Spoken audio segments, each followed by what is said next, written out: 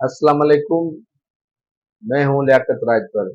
नाजरीन, मुबस्सिरीन कहते हैं कि मुस्लिम लीग नून और पीटीआई की आला क़यादत को अगर सियासी मुकाबला करवाना है तो दोनों दोनों को सियासी मैदान में उतारा जाए।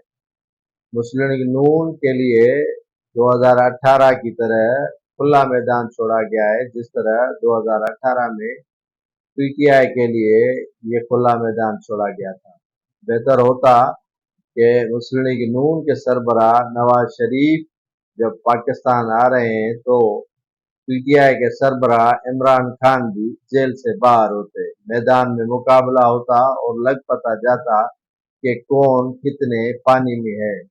पीटीआई के कारकुनान जो अपने लीडर के आज़ादी के मुंतजर हैं, तो दूसरी जानिब मुस्लिम लीग नून के मतवाले अपने लीडर के आमद के इंतजार में हैं।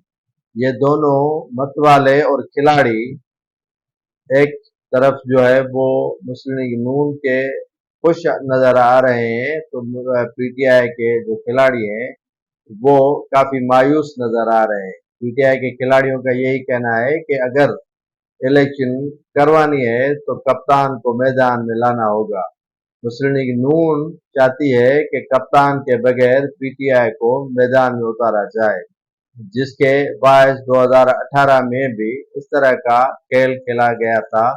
मुस्लिम लीग नून और पीपल्स पार्टी को एक कमरे में बंद करके पीटीआई के लिए मैदान साफ कर लिया गया था। उसी तरह आज पीटीआई और पीपल्स पार्टी को साइडलाइन करके मुस्लिम लीग नून के लिए मैदान साफ किया जा रहा है।